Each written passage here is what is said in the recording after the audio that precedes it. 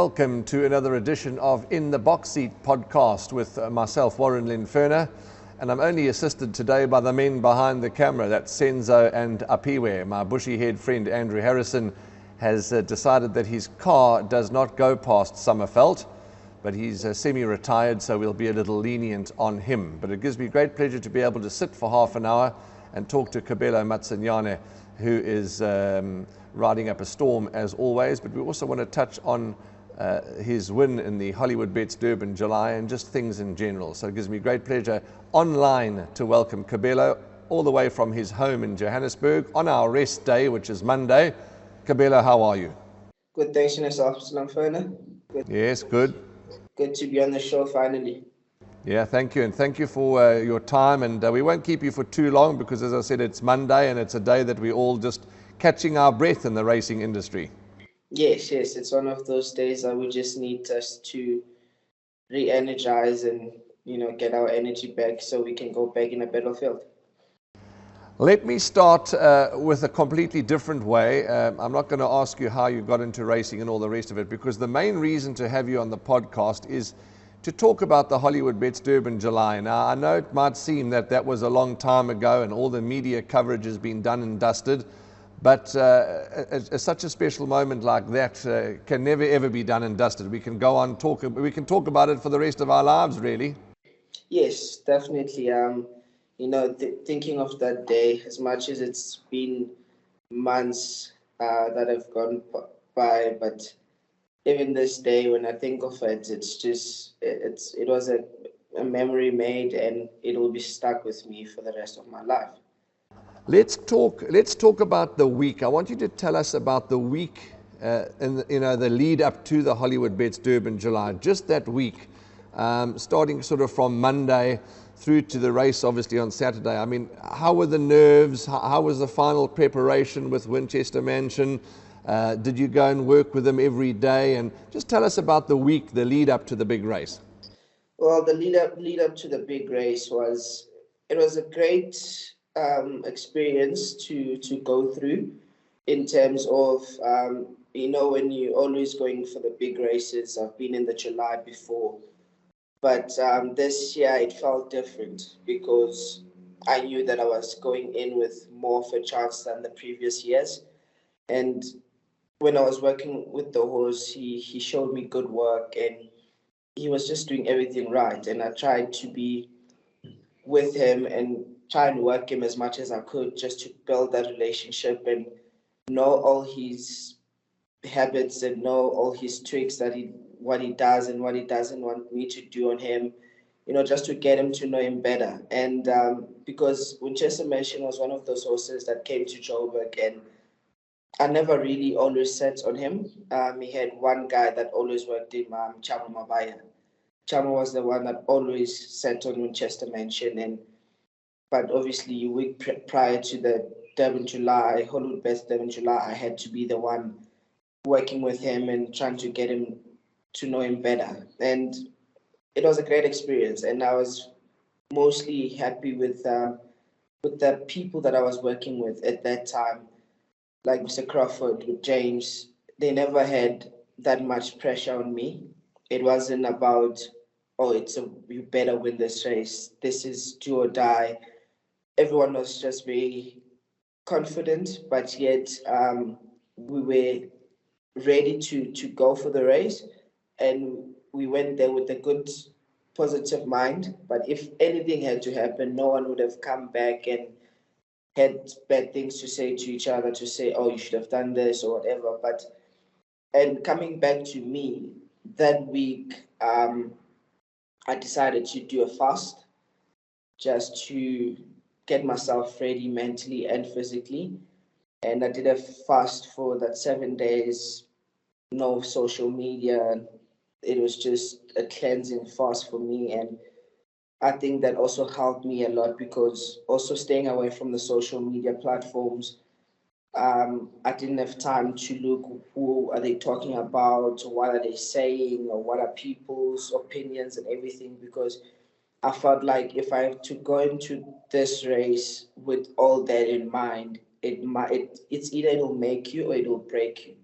as much as we say we don't value other people's opinions on social media platforms and stuff, but there's those small things that people might say or post about that might get into your head and actually, distract you from your purpose. So at that time, and then I was in contact with Anton Marcus, who actually, he was there for me to guide me through the race and just to get me mentally ready for the race. And even when I was working with Winchester Mansion, there was things that I noticed about the horse that might affect me in a race or might be a disadvantage for me. Like, as we all know, Winchester Mansion hangs in because he broke his neck as a yearling. So in that situation, I had to find a way where I can allow him to be himself, but at the same time, I must be in control.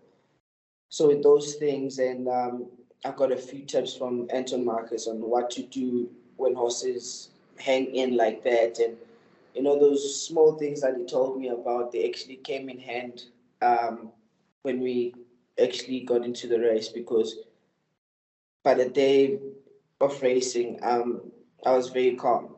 I had no nerves. I wasn't on any social media, so I didn't know what people out there were saying or thinking or what are they posting about. So I was very calm. It was actually very awkward for me because I was going for a big race and I had no nerves. I was actually happy on the day. And day prior to that, I went for a panel discussion. And even when they were asking us questions and everything, I did mention that, look, I think I'll give myself a chance in the race, and I think my horse is in a good space. He's in a good prep. There will be some people that had good response to it, and some had a negative response to it. But I never let that get to me. I knew what I had going into the race, and I was very calm. And yeah, like it was I would say stars were aligned that day to a point where I didn't feel like I was my best version. I was the best version of myself on the day. Kabelo, you mentioned Anton Marcus. Did somebody say to you, well, Kabelo, why don't you chat and touch base with Anton, or have you always had a relationship with him? Was it your idea, or did somebody advise you to get hold of Anton? With that, I think it all started with Mr. Crawford, because as we know, Anton Marcus used to ride from Mr. Crawford a lot, and Mr. Crawford was in contact with Anton and everything, and he actually contacted me because I wouldn't say I had a relationship with Mr. Marcus before that, but once we started being in contact with each other, I mean, he's helped me with other things than just racing. He's helped me with getting kits from overseas and stuff. So that was just a relationship that we had before. And then when we got to talk about the Hollywoodbets Durban July itself, then I think that relationship was there and we could understand each other. And I was willing to listen to him. And yeah, I mean, I think it was from trainer to him and then to me. And then it was just that communication that we had prior to the race. And I think it played a role in winning the Durban July itself. With the ride for Winchester Mansion, did you ask the team for the ride, or did they approach you, or how did you get the ride? Was it you or your agent that spoke to the Crawford family, or did they say to you, do you want to ride the horse? How did it all start? What happened with Winchester Mansion is when he came to Joburg, obviously, as I said, I wasn't always riding him at track, but Mr. Crawford approached me, said, look, we've got a horse. I am, when it comes to the Crawford team, in Joburg, I'm first choice. And then in Cape Town, Louis is first choice. So he said to me, Mr. Crawford said to me, there's a horse. He's not yet in the Hollywoodbets Durban July, but ride him, get to know him, and then let's prep him to get into the July. So I was happy with the choice. And that's when we went down for that 1800 where we got beat by Baka. I can't remember the name of the race now. And then, yes, when we were going for that race, obviously we took the cheek pieces off, thinking it's his first run after a long break, after gelding. So we took the cheek pieces off and we gave him a nice prep. And yes, he gave me a hard time that day. He was looking to more like in, and obviously it was his first time there. That's a good race regarding what he was on the easiest of rides on the day. We came back, went back in the drawing board. They asked me, "What do I think? How did you feel?" I said, "Look, you felt very nice underneath and everything, but I'd really like to put the cheek pieces back because I feel like he will be more focused in the race and it could help me a little bit more to control him because he's a big boy and I can never use my muscles to control such a big animal." And yeah, so we did our preps and everything, went back, and then that's when he won the qualifying race. And I think after that race, that's when I knew that I'm in with a big chance for the race because he completely changed from a horse that I rode 2 weeks back. He was more of a gutsy fighter and ready for war.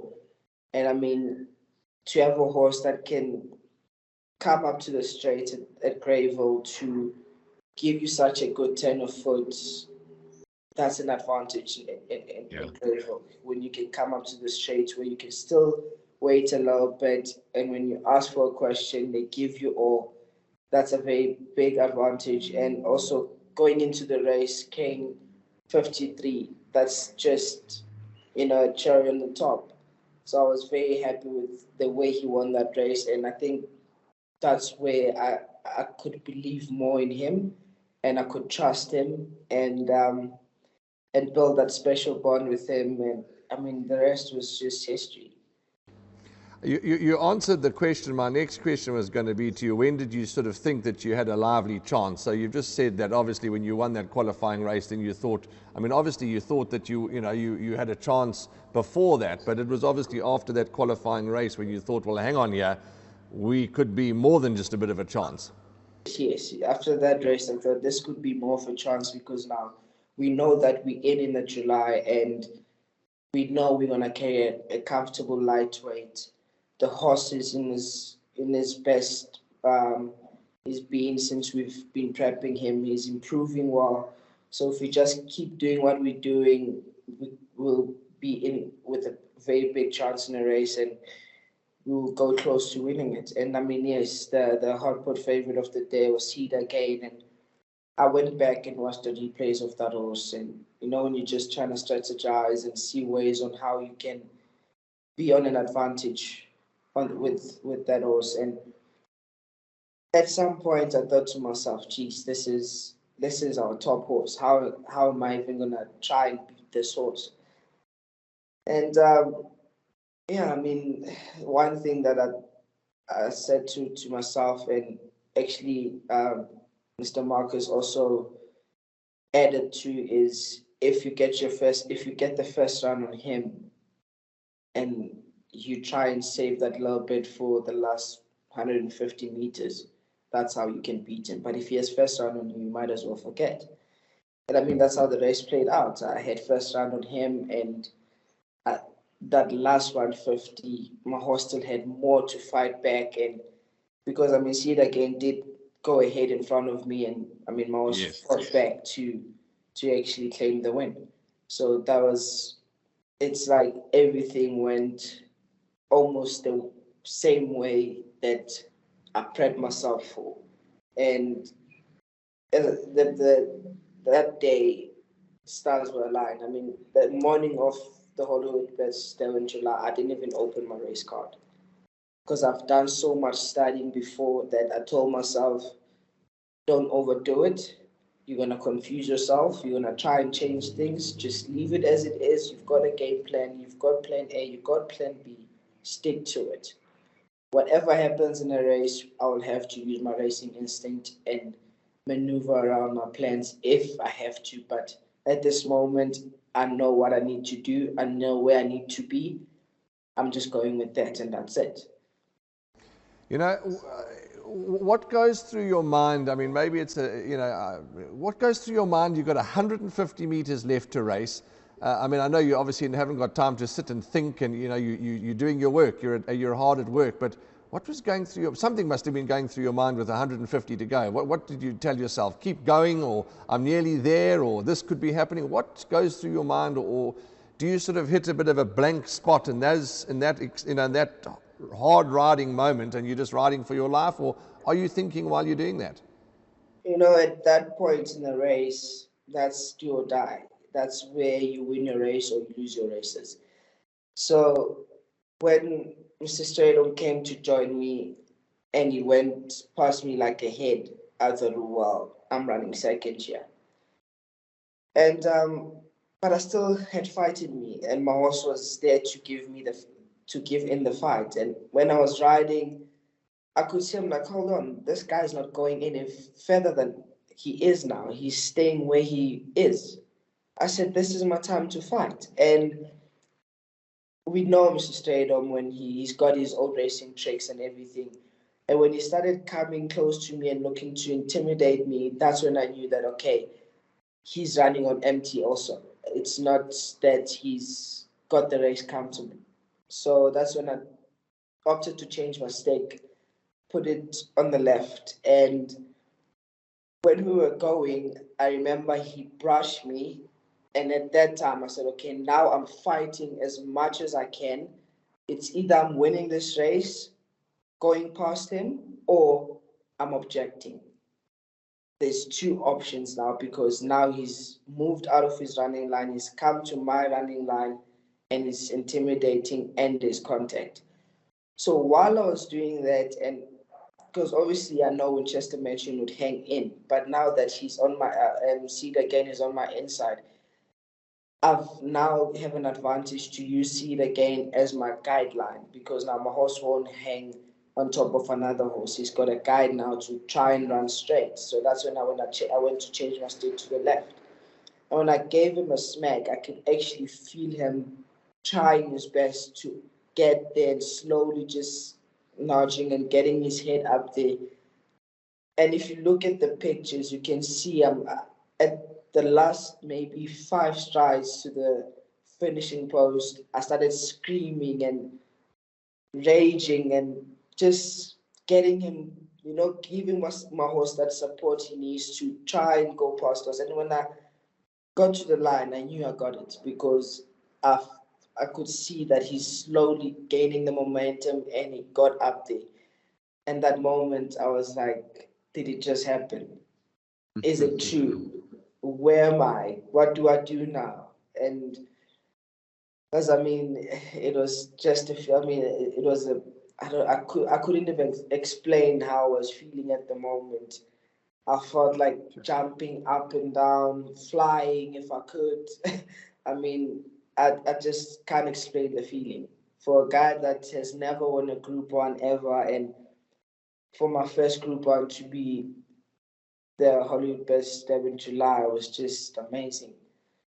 You've explained that last bit so passionately and so magnificently that myself and my two colleagues that work with me in the podcast here are hung on every word because you described it so outstandingly. But two things, I don't know what your relationship is with Pia, but it's race riding. Everybody has different techniques. I mean, when he was on his horse and he sort of brushed you a little, did you feel a sense of anger? Did you feel a sense of that's a clever move? Did you shout at each other, or that's just the name of that's race riding? That's tactics. Whether it's right or wrong, I don't know, but those are tactics that he uses. As I said, I don't know what your relationship is with him, but did you think that's a smart move on his behalf? What did you think when the bit of brushing was going on? Well, I must say that Mr. Stradom is one of the jockeys that I look up into. I highly respect that man, and I think he's one of the best in our country, if not in the world. I've always watched him race. even when we were in Joburg, I've always looked at him when he's racing. Even when we're in a fight out, I also always just look at him. What is he doing? Why is he always ahead of us all the time? What is it that he's doing differently? So, and in racing, you always know your people. You know who you're racing against. We know, okay, this guy's tactic, when he comes to you, he does this, or this guy, he's always doing this. So, as I said, I've always been watching Mr. Stratum ride. And when I saw that, when he came to Brush, I actually got excited, because now I know, oh, he's actually hitting a little bit of panic because now he's hit his top. He's got nothing else to come. Because usually Mr. Stratum will come next to you, you will think to yourself, I got him beat. And he just maneuvers and he slides his body weight to one side, get the horse to change legs, and he always just gets that half a length on you. But at that time, he couldn't. He was just staying where he was. And when you start pulling his stick and showing, I know that that's not Mr. Stratum. He's not a stick jockey. So when you see things like that, you get excited because now you know, oh, maybe I've got a chance now. Maybe I can still try and fight back. As much as it's gone ahead in front of me, we still have 150 meters, I can still get the better of him. And I mean, at that point, you know what, my horse had a lot of fight in him. That was fought for me for that day. He never shied back. Did the two of you say anything to each other straight after the line? No. Nothing.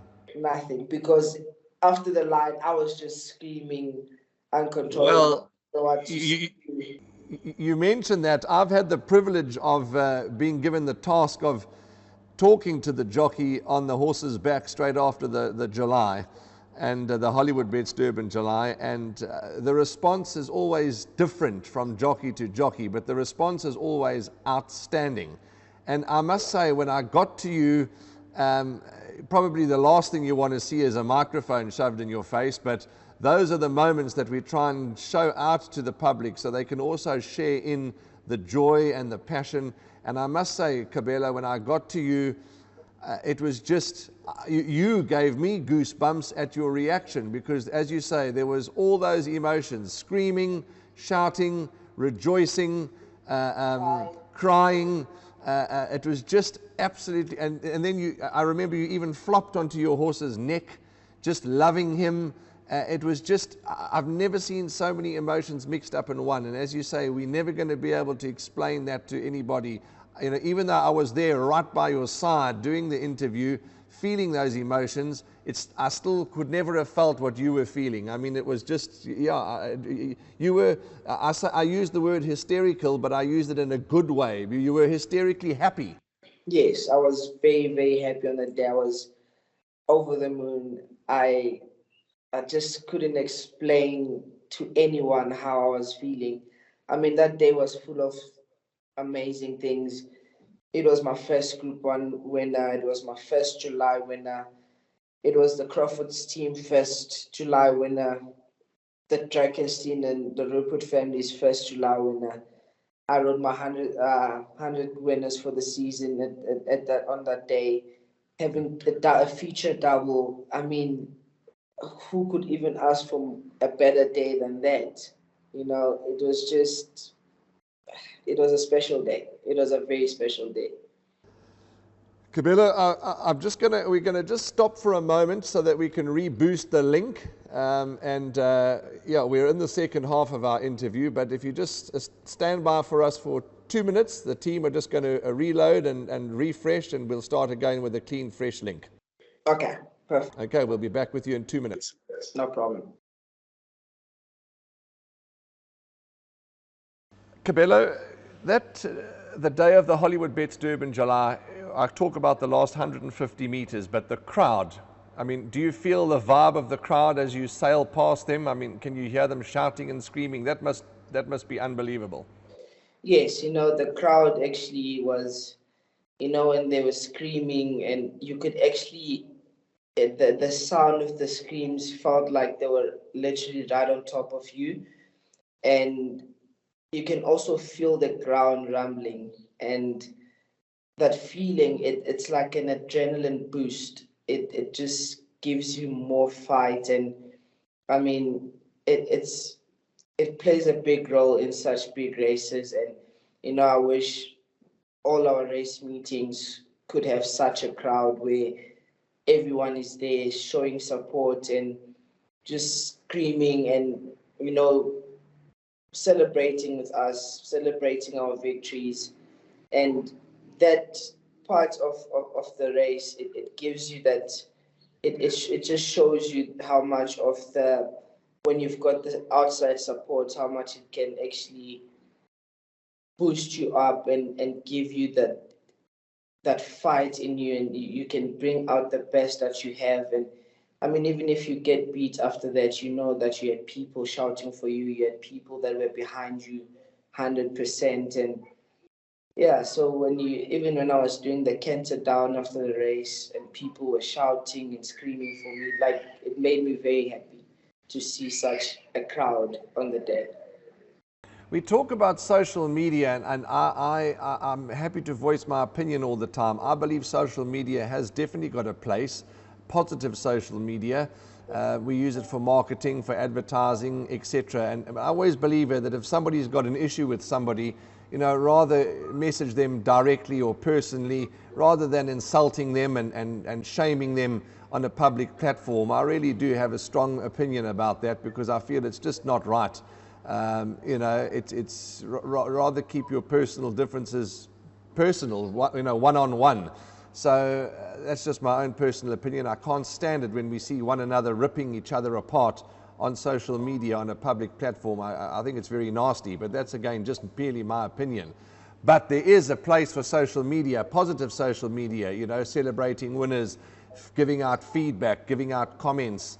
And the question to you is that you obviously would have had a lot of media, and that's one of the reasons why we've waited so long to do this interview, sort of to give you a bit of a gap to breathe. But for all the press conferences and panel discussions and interviews with different racing presenters, it's hard work, but being positive, you're quite good with the media. You're happy to assist the media. That's the point I'm getting at. Yes, I've always said that I'll always be there to support the media and give my point of view of whatever situation is we at, and to also be there for the punters. They play a big role in racing. They contribute a lot in racing, and I'm always happy to be there for the positive part of the social media platform. But yeah, I mean, that week, I'd say even not even a week, that day after the Hollywoodbets Durban July itself, I already had 3 radio interviews lined up for the day. I was going to ask you about that. I saw you were at East Coast Radio. That looked like it was awesome fun. Yes. Getting to meet Robert Morale was a great experience, and having to have a chat with him and his team, it was great. I mean, even Hollywoodbets sent out their media guy to be there to take pictures and videos, just to be part of the whole experience, which was a great initiative. And yeah, I did a lot of radio interviews, newspaper interviews, and I was happy to do those. I mean, even on Monday, I was driving back to Joburg from Durban, and while on the road, I was doing a post for, I think it was, I was doing one for Sporting Post. And when I arrived in Joburg, I had calls to, please, can you come through? Can you come through? But now I've committed to other people prior to that. And as you know, in the media industry, it can never be, I will wait for you. They also have things to do. They've got their calendar lined up and planned out for the shows. And I had to disappoint a few people, but I tried my best to make up to them and at least give them, even if it was a short story, to tell them and how it felt and what I went through and what was the experience all about. And even the first meeting back in Joburg for racing had um,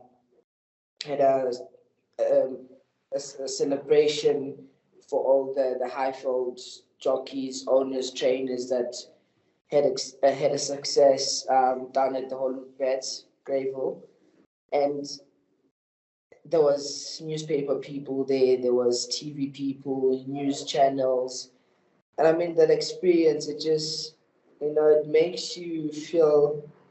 Look, I wouldn't say it makes you feel special or some way, but with me as a youngster, I'm always happy to be out there to tell people more about horse racing, especially with people of color that are not too familiar with horse racing, and just to try and pull them in to show them that they're missing out on something that is great. Horse racing is just a big industry on its own, and it's got so much to offer. And I mean, I've always said that if we could get more youngsters coming into horse racing, not just to race, but just to be there and experience and be there to see what horse racing is all about. It's not only about, if you want to come to the race course, you're only coming for betting, but also the experience to be there and see the just to experience the adrenaline on the race course, and be part of it somehow. And it'll change the game also to have young blood coming in and showing keen interest into the racing industry. Yeah. Kabelo, you also went to overseas. I think it was in England. You were at the Races TV studio. That was also, must have been a phenomenal experience. Yeah, at that time, I was still very green and didn't know much about racing. I think I was still in my second year of apprenticeship. But yeah, it was a great experience being at the Races studios and being interviewed. It was a great experience. I mean, when you look back in time and all those things, things like that, but were the things that were getting us ready for moments like this. And I mean, even at the British Racing School, we did post-race interview practice where you get taught how to actually represent yourself when you're doing an interview or being in the press release or whatever the case might be, and just how to handle yourself, how to answer your questions, what you need to do and what you don't need to do. And those moments, it's when you actually go back and you retrace your steps, you can see that you're being prepped by this. When they say God's timing, it's never our timing. And you only realize that God has gotten you where you want to be only when you look back where you came from.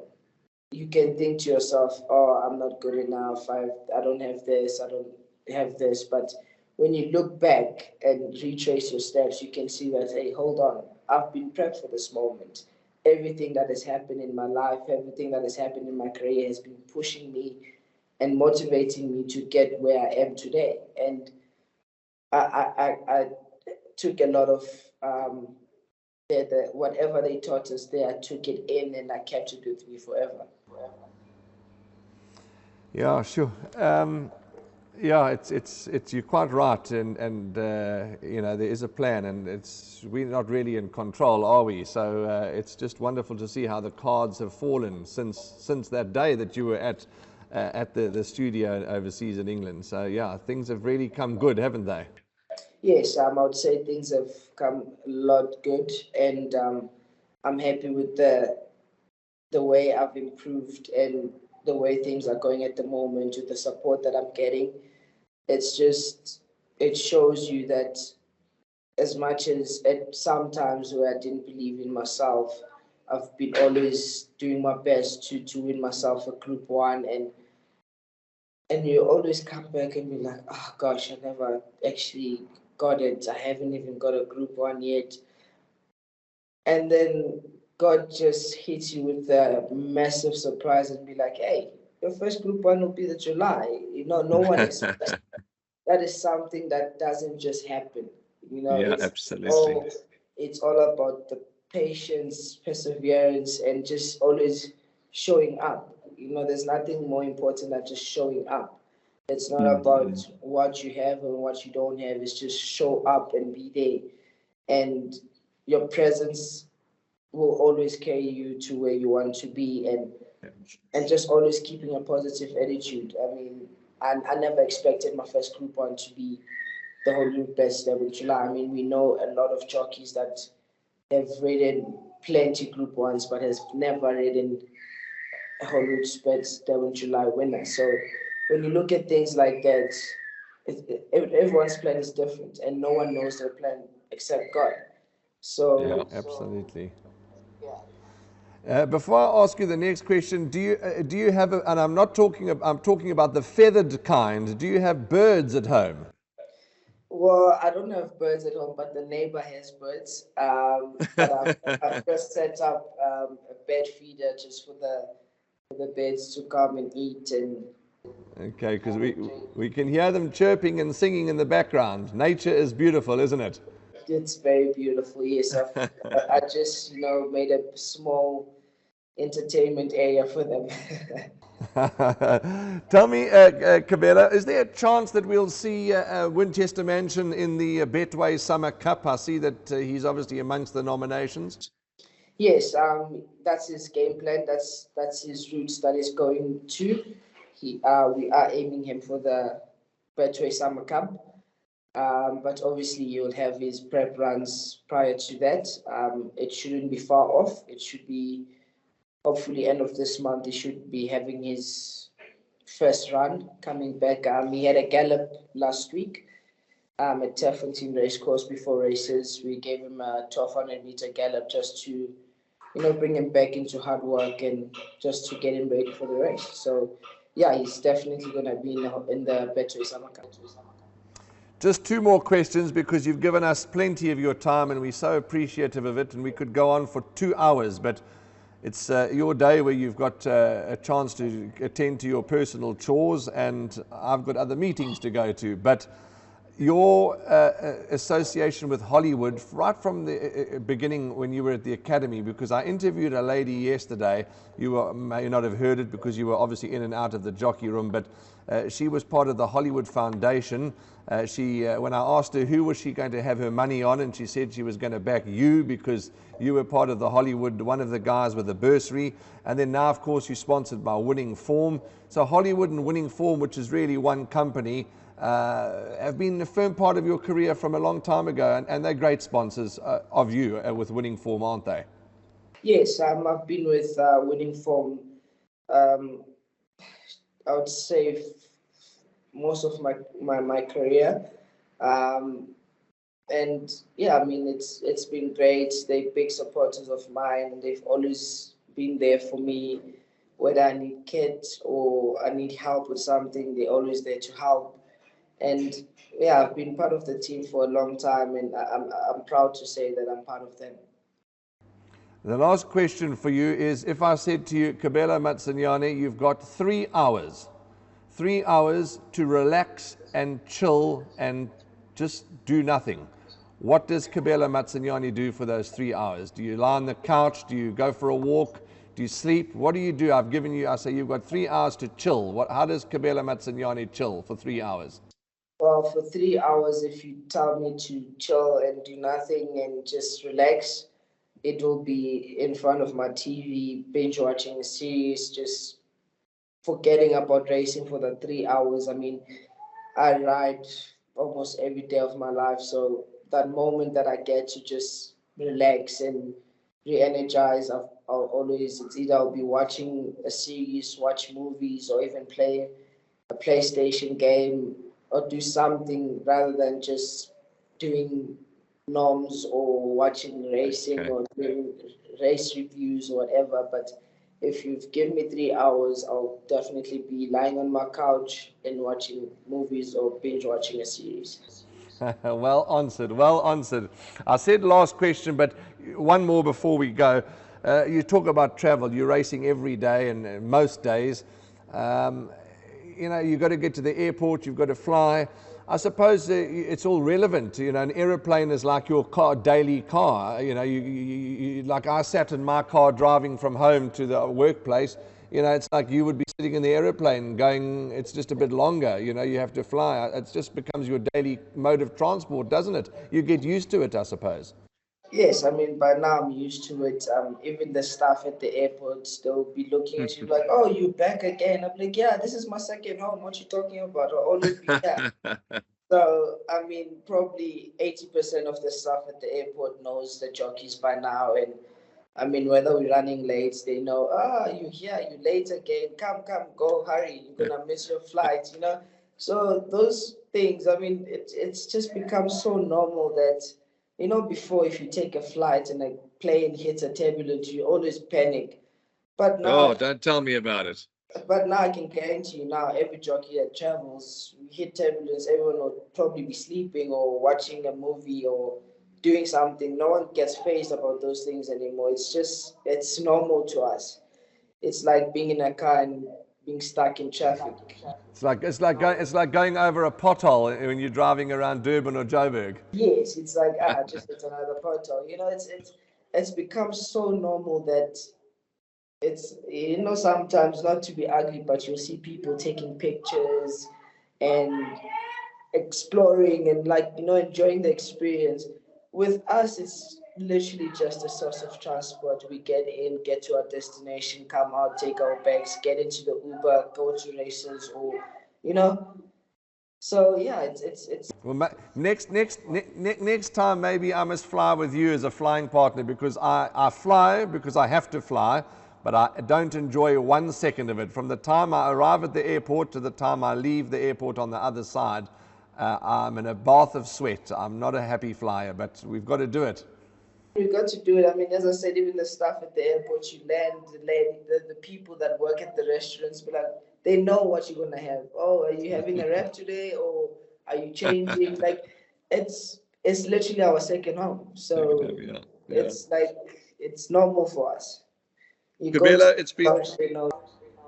They know, yeah, they know the ins and outs. But Kabelo, it's been absolutely outstanding being with you this morning. I know we'll see. I know you're not riding here on Wednesday, but I'm sure we'll see you over the weekend. And just to share your story. And I know we've only just scratched the surface about your Hollywoodbets Durban July story, but I just wanted to share with the viewers, the feeling and what goes through one's mind and the build up and the lead up, and just to touch base with you.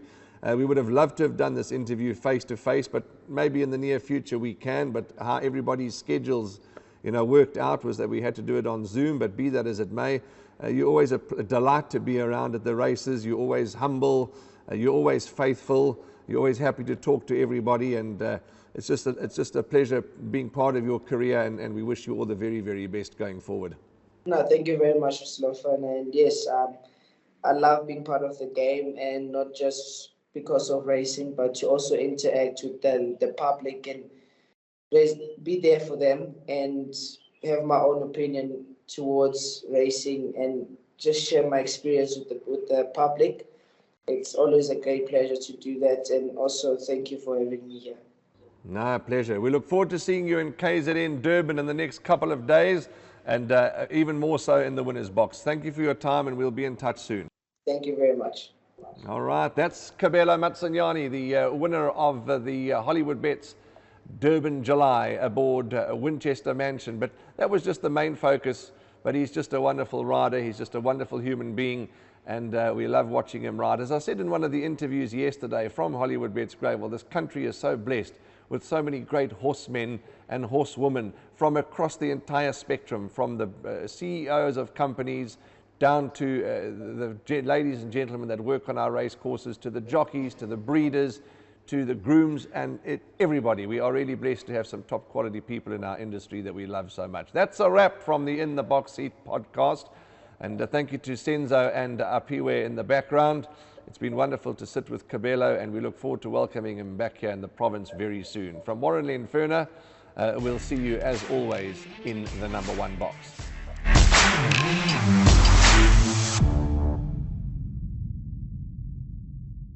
Thank you for watching this week's episode of In the Box Seat podcast right until the very end. And we hope that you enjoyed it, because we certainly did.